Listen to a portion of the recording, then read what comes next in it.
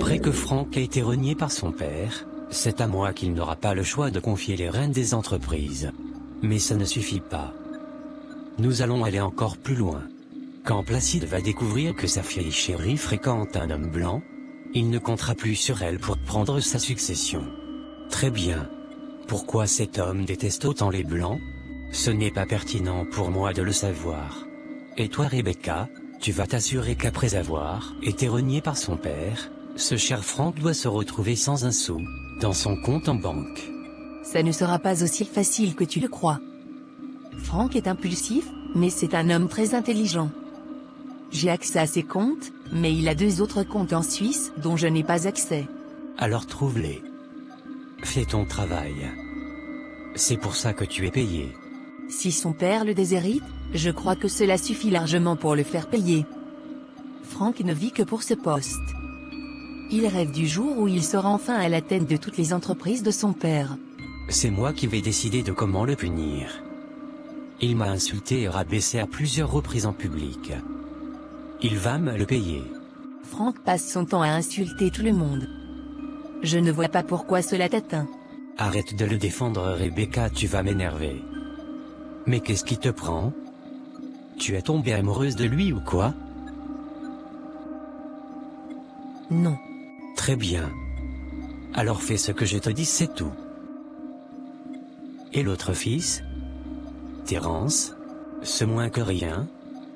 Il est encore plus irresponsable qu'un enfant de 5 ans. On ne confie pas des trésors aux mains d'un enfant. Il faut quand même être prudent. Sois tranquille. Bon. Après que Placide ait perdu confiance en tous ses enfants, nous allons nous débarrasser de lui. Nash, tu vas t'occuper de tous les éléments informatiques qui vont nous permettre de mettre le détournement de fonds sur la tête de Franck. Comme un jeu d'enfant.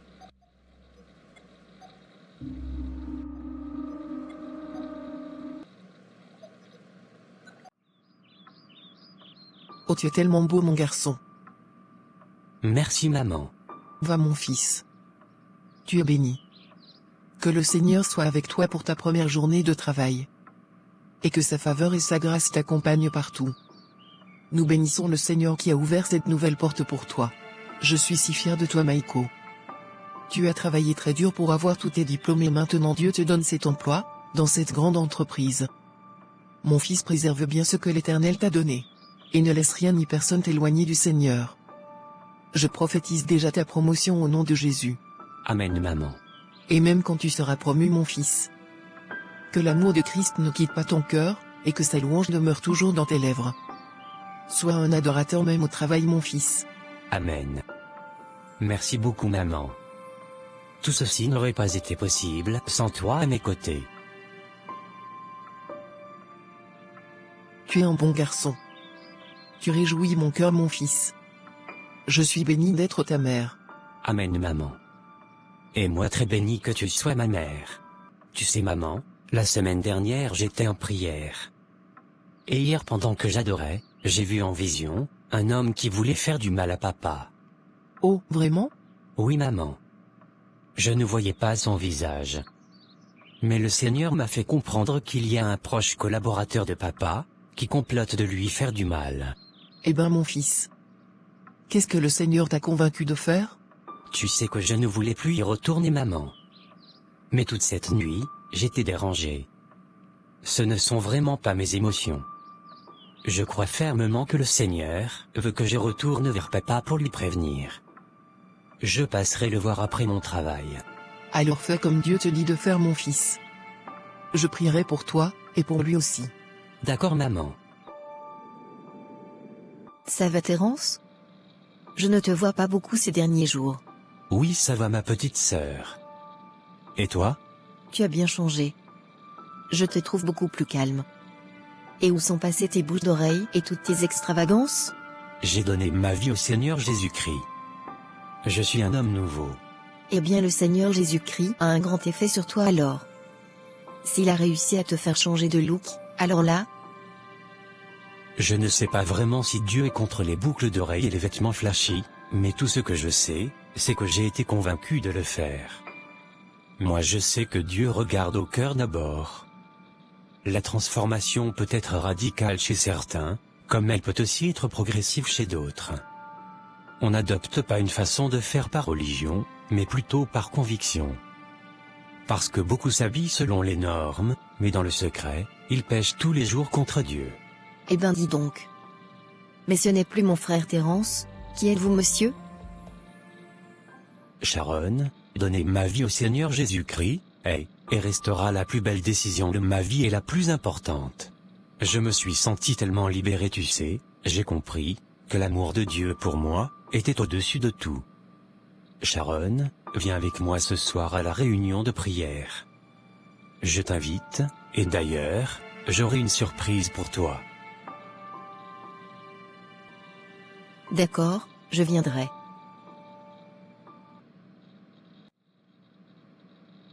Maïko? Il est revenu? Ok. Faites-le entrer. Papa, pourquoi tu acceptes de le recevoir? Voyons voir ce qu'il a à me dire. Qu'est-ce que tu crois qu'il aura à te dire? Quand un pauvre cherche un riche, c'est toujours pour la même histoire. Bonsoir papa. Bonsoir monsieur. Eh ben dis donc, tu as fait l'effort de te mettre sur ton 31 pour venir chez les riches, bravo petit. Papa, je voudrais te parler de quelque chose de très important. Je croyais avoir été clair avec toi la dernière fois. Je ne veux plus te voir ici. Je ne suis ici que par instruction divine. Puis-je te parler en privé s'il te plaît? Instruction divine? C'est quoi cette histoire? Petit, ne me fais pas perdre mon temps. Parle. Dieu m'a envoyé te prévenir qu'il y a quelqu'un de très proche de toi qui veut te faire du mal. Et si tu ne te repens pas, tu vas perdre ta vie avant ton temps. N'importe quoi. C'est quoi cette histoire? Papa, repens-toi et tourne ton cœur vers le Seigneur Jésus-Christ. Il est prêt à te pardonner et à faire de toi un homme nouveau. Dieu m'a parlé de toi, papa. Comment j'aurais pu savoir que dans ta jeunesse, tu avais un beau-père blanc, qui était le mari de ta mère? Cet homme t'a maltraité durant ton enfance. C'est pour cela que tu détestes autant les blancs. Comment crois-tu que je sais tout cela? Car tu ne l'as jamais dit à personne. Mais... Oui. Et c'est pour cela que dans tes entreprises tout le personnel de nettoyage est blanc. Et c'est aussi pour cela que tu n'as jamais voulu de moi. Tu as profité de ma mère, tu t'es joué d'elle, jusqu'au jour où tu as commis l'erreur de faire un enfant avec elle. Ma mère ne m'a jamais dit tout cela. Comment crois-tu que je le sais? C'est mon Dieu qui m'a révélé tout cela, papa. Ça suffit. Mais pour qui tu te prends pour parler comme ça à mon père? À ton père? Alors c'est toi, Franck. Tu ne le savais pas? Ton gourou a oublié de te le dire? Mon Dieu n'est pas un gourou. Ça suffit, tais-toi. Tu n'es qu'un pauvre minable bâtard. Tu es un enfant de la rue, sans père. Comment oses-tu prendre la parole devant nous? Celui-ci que tu vois, n'est pas ton père. Allez, sors d'ici. Dehors. Papa, je m'en vais.